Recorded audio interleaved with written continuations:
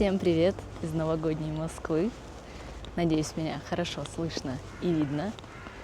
Сегодня я беру вас с собой на прогулку по новогоднему городу. Надеюсь, вам понравится. Итак, я придумала кое-какой маршрут. Я пока не уверена, что мне удастся пройти по всему этому маршруту, потому что, возможно, я замерзну и не захочу больше гулять так долго. Но я постараюсь. Первая точка, куда я вас привела, не совсем привела, потому что я еще не дошла, это Арбат. Он украшен в этом году в таком мандариновом стиле. Вы сейчас поймете, о чем я говорю. Там очень много мандариновых деревьев и вообще всего, что связано с мандаринками. Сегодня на улице достаточно комфортная погода для прогулок. Нет ветра. Температура примерно 0 градусов, 0 или -1. Вчера выпало очень много снега, но из-за того, что температура не очень низкая, он уже почти весь растаял. Я вам сейчас покажу. Вот это выглядит как-то так. Но вчера, например, я гуляла в лесу, и там было очень снежно и очень хорошо. А здесь очень шумно, поэтому я выключаю камеру.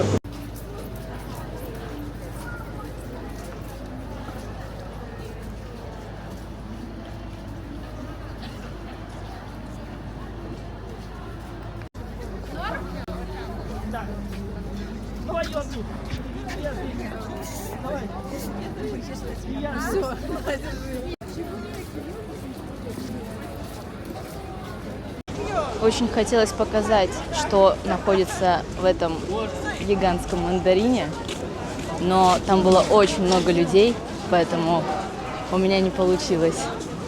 Там очень красиво, продают всякие интересные товары, свечи для дома, ароматы для дома, открыточки, посуду. Я бы, конечно, там постояла, повыбирала что-нибудь, но внутри не так много места и очень много людей, поэтому находиться долго там невозможно. Понимаешь?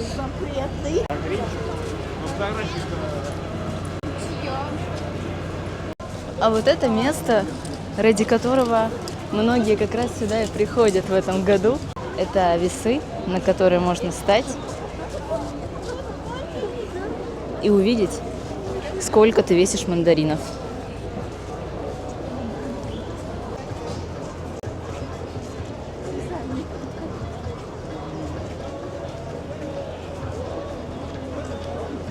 Но здесь очень большая очередь, поэтому я не буду ее стоять, чтобы встать на эти весы. Это вот все очередь длится. Очень большая. В целом Арбата мне хватило. Я решила немножко поменять маршрут.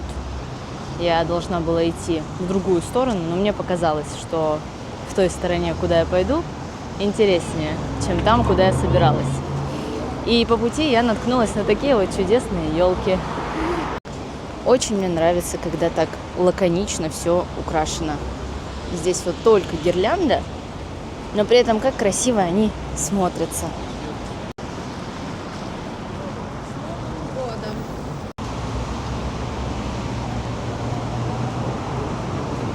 А я тем временем пришла на вторую точку. И, надо сказать, я выбрала очень удачное время, когда еще не совсем стемнело, но уже везде зажглась подсветка, и елки все красиво светятся.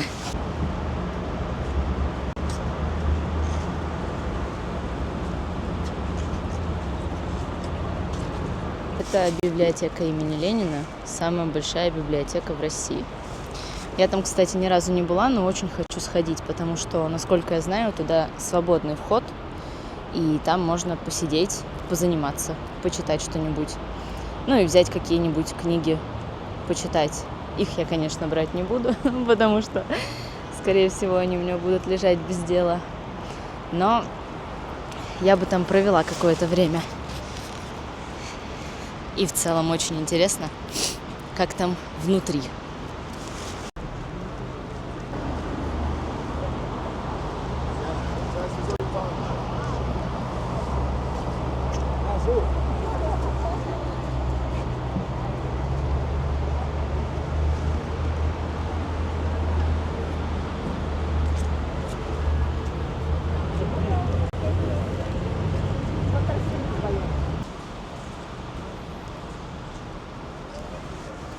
Видите меня? Я тут задалась вопросом, насколько мне хватит моей батареи, если я буду так часто доставать камеру на морозе. На самом деле меня смущает только мороз, потому что, скорее всего, на морозе она разряжается быстрее. Ну, вот и проверим.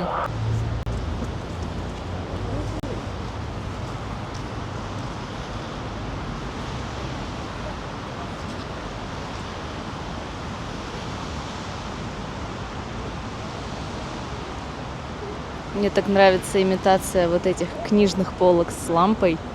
Я нахожусь недалеко от Красной площади, но на Красную площадь я идти не планирую, потому что, скорее всего, там еще больше людей, чем на Арбате, а мне это не очень нравится. Но я пройдусь, скорее всего, по Александровскому саду, который прилегает к Кремлю, и выйду на Манежную площадь, которая находится как раз перед входом на Красную площадь. А потом пойду к Большому театру.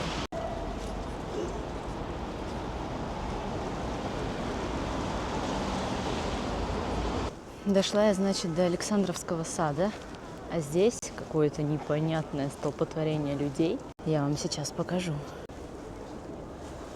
Вот где-то вот здесь вот начинается очередь, и она вот тянется вон, вот это все люди. И оказывается, что я выяснила, что это все люди идут на кремлевскую елку по билетам. Это вот, собственно, сам Кремль. И я хотела пройти, вот это Александровский сад, я хотела через него пройти вон туда, на Манежную площадь. Но мне сказали, что удобнее и быстрее это будет сделать вот здесь, поверху, потому что там очень много людей, большое столпотворение, и, скорее всего, пройти будет сложно. Поэтому я пойду по верхней части дороги.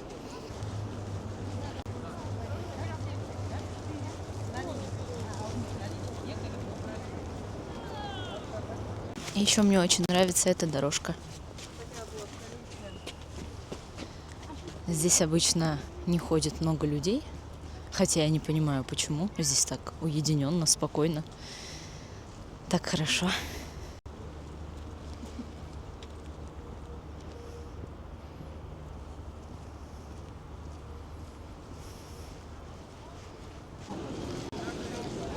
Вот вход на Красную площадь.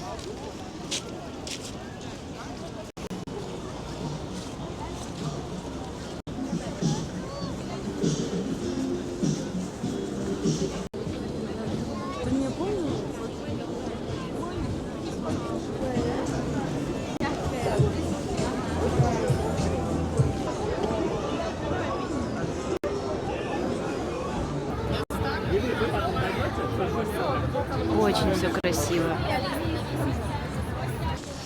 Как я уже сказала миллион раз, очень много людей везде. Вот здесь прям было не протолкнуться. Вот, поэтому я оттуда уже ушла.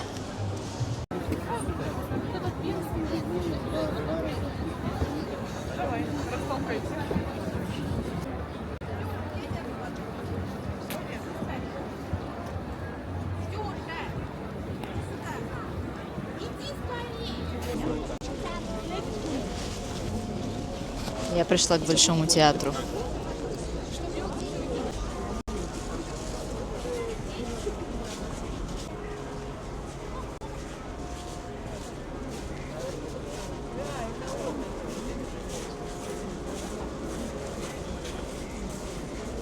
Я пришла к Большому театру.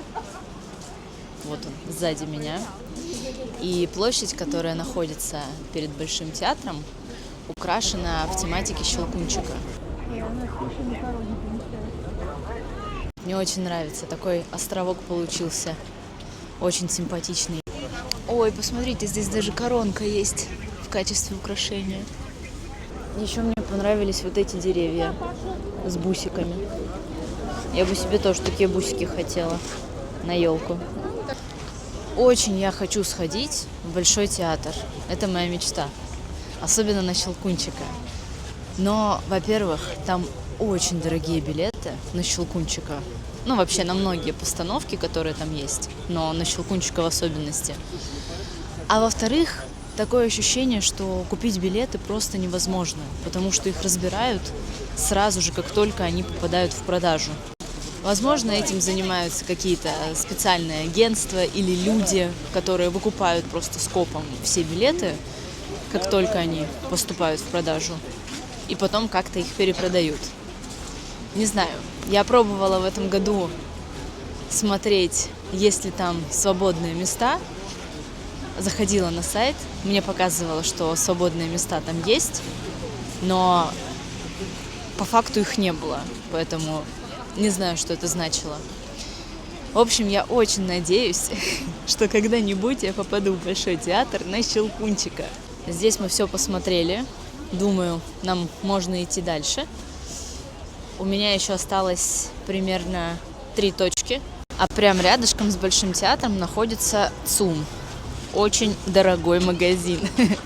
И его каждый год вот так вот тоже тематически украшают к Новому году. Он очень здорово подсвечивается, и на нем висят такие красные банты. Немножко поближе покажу. О, как раз и зеленый цвет.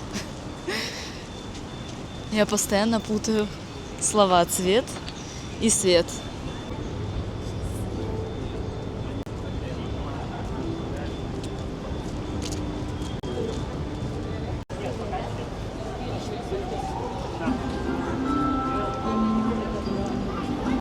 Вот опять, и там красиво, и здесь красиво. И что, разорваться? Куда идти? Непонятно. И туда хочется пойти, и туда тоже хочется пойти. Но я думаю, что я туда схожу в следующий раз, потому что здесь есть еще пара улиц, которые мне хотелось бы посмотреть. А вот сюда как раз я планировала сегодня и дойти. Поэтому сюда и пойду. Так, а вот здесь какой-то павильон, я про него слышала, кажется, там продается одежда московских дизайнеров. Но я не пойду туда, это так, просто к сведению. Ой, а вот здесь какие интересные гирлянды в форме сердец.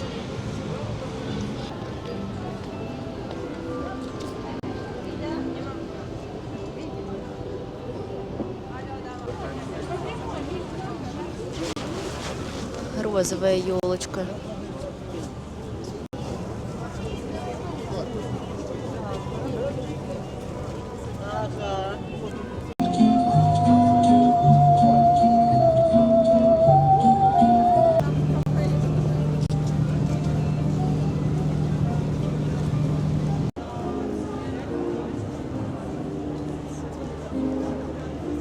Я думаю, что это моя последняя локация на сегодня, потому что я уже подзамерзла, мне уже хочется есть, я проголодалась.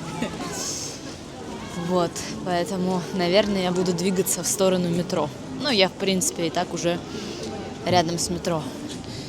Сейчас мы еще посмотрим на большой вязаный шар, но, по-моему, это почти такой же шар, как тот, который мы видели в начале этой улицы, там, где продается одежда московских дизайнеров. И мне кажется, что это такой же шар. Но сюда я, пожалуй, зайду. Что-то там как будто бы не одежда продается. Зайдем, в общем, посмотрим, что там есть.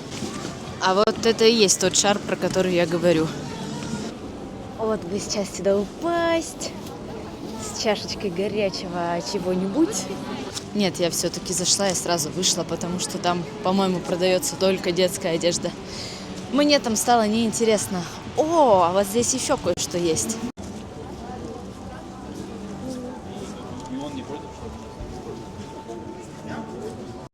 Узнали персонажа? Его тоже очень сложно было снять, потому что там стоит очередь из тех, кто хочет с ним сфотографироваться. Поэтому я уже оттуда ушла. Итого я сегодня, получается, не дошла в 2 локации, которые еще себе намечала. Они, в общем-то, и не так далеко находятся, но я чувствую, что мне уже хватит, что на сегодня уже хватит. Поэтому, чтобы не прерывать вот это удовольствие, и чтобы у меня все-таки остались положительные эмоции от сегодняшней прогулки, я на этом заканчиваю.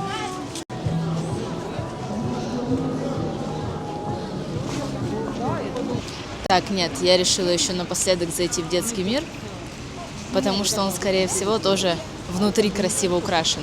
И внутри, и снаружи. Снаружи он выглядит вот так.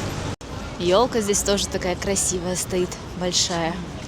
Правда, вот эта вот нижняя панель, которая светится синим, непонятно зачем, очень слепит глаза. А это вот сам детский мир. Он очень большой. Здесь, по-моему, 7 этажей. И даже можно выйти на крышу. Там внизу идет какой-то концерт. Играют на скрипках. Люди сидят на пуфиках. Ну, кто-то сидит, кто-то стоит. Потому что не всем хватает мест, чтобы сесть. И здесь тоже здорово.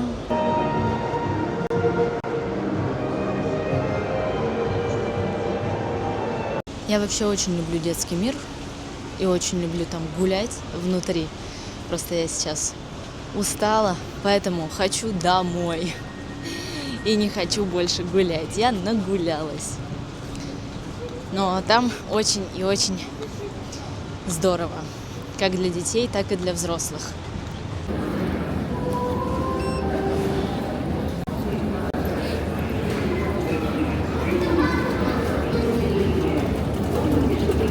Привет.